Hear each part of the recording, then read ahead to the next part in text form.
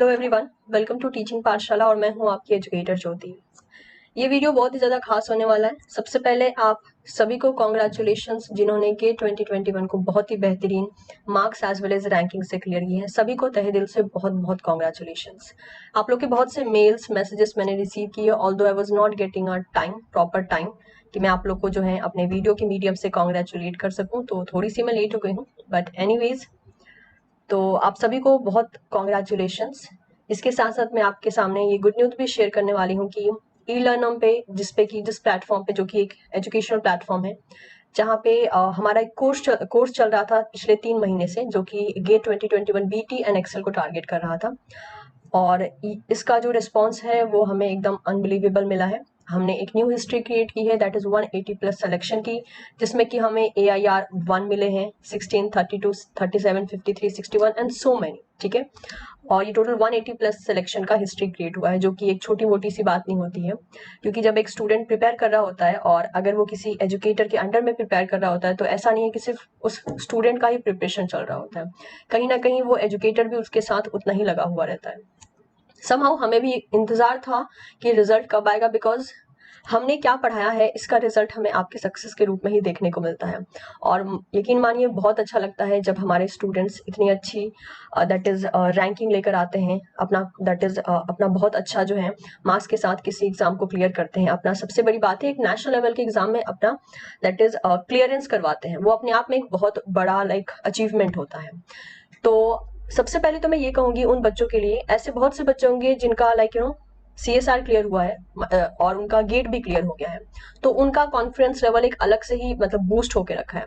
कुछ ऐसे बच्चे हैं जिनका CSR क्लियर नहीं हुआ है, उनका गेट हो गया है। कुछ ऐसे भी स्टूडेंट हैं जिनका की CSR हो गया है, गेट नहीं हुआ है। ठीक है, लेकिन मैं यही कहूंगी कि अगर कोई भी एक नेशनल एग्जाम आपका क्लियर हो चुका है, तो वो एक आपका अलग से ही अंदर से आपको एक कॉन्फिडेंस देगा कि अगर आप ये कर सकते हो तो आप कोई और एग्जाम भी क्लियर कर सकते हो।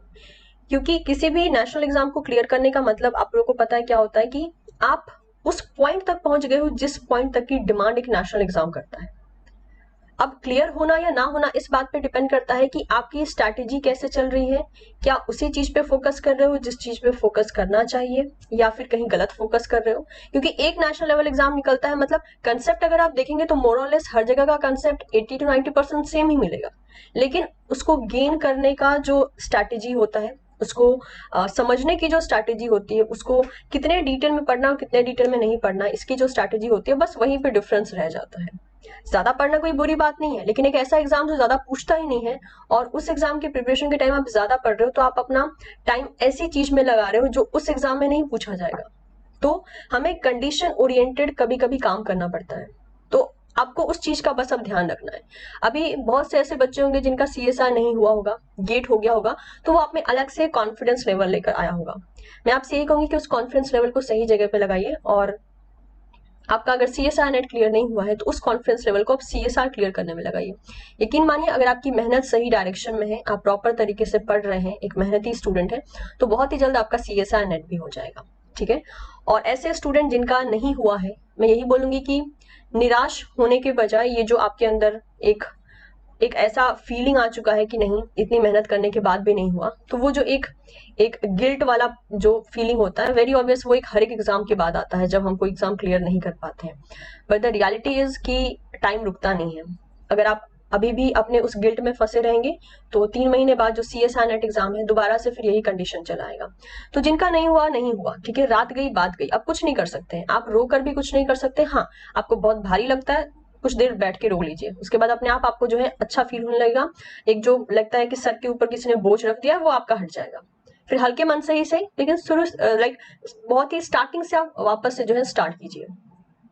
और अनवांटेड थिंकिंग में या अनवांटेड लोगों की बातों में टाइम स्पेंड मत कीजिए। आई नो नहीं क्लियर होने पे बुरा लगता है, लेकिन उस बुरा लगने के चक्कर में ऐसा ना हो कि आप जो मेन चीजें हैं उसको जो है इग्नोर कर दें, जो कि आपका आने वाला एग्जाम। तो ये एग्जाम फिर से आएगा, जिनका कुछ परसेंट से रह गया, कुछ पॉइंट से रह गया, कोई बात नहीं, दोबारा से एग्जाम आएगा।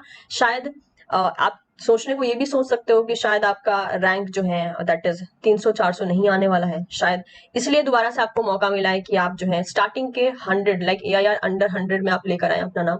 होने को कुछ भी हो सकता है, राइट, नई नई हिस्ट्रियां क्रिएट होती रहती हैं। तो हमेशा पॉजिटिव थिंकिंग रखिए और एक पॉजिटिव एटीट्यूड से अपने आने वाले एग्जाम्स के लिए प्रिपरेशन शुरू कीजिए। वंस अगेन गाइज, सभी को कॉन्ग्रेचुलेशंस टू ऑल ई लर्नम टीम, जिनकी मेहनत की बदौलत, और सभी के सभी स्टूडेंट्स को कॉन्ग्रेचुलेशंस। हमने साथ में मेहनत की और ये जो रिजल्ट है ऑब्वियसली ये आप लोग की ही देन है। हमने पढ़ाया, लेकिन पढ़ने वाले बच्चे भी चाहिए होते हैं जो मेहनत करने को रेडी हो। सिर्फ एक एजुकेटर ही एक बच्चे पे मेहनत करे तो उससे कुछ नहीं हो सकता है जब तक एक बच्चा अपने ऊपर मेहनत करने को रेडी ना हो। ये एक समहाउ आप कह सकते हो एक कंबाइंड एफर्ट होता है कि स्टूडेंट टीचर पे मेहनत कर रहा है, सॉरी जो टीचर है वो स्टूडेंट पे मेहनत कर रहा है और स्टूडेंट उस बात को समझ के अपने ऊपर काम कर रहा है, तब जाकर कुछ हमें एक बेटर हिस्ट्री क्रिएट करने का मौका मिलता है, और वो आप लोगों ने कर दिखाया। So once again congratulations to everyone, और जिनका नहीं हुआ है start your preparation once again, और बहुत अच्छे से इस बार प्रिपेयर कीजिए ताकि ये मौका दोबारा से ना आए कि आपको फिर से जो है बैठकर अपने ऊपर डाउट करने का मौका मिले। So thank you so much everyone and keep learning.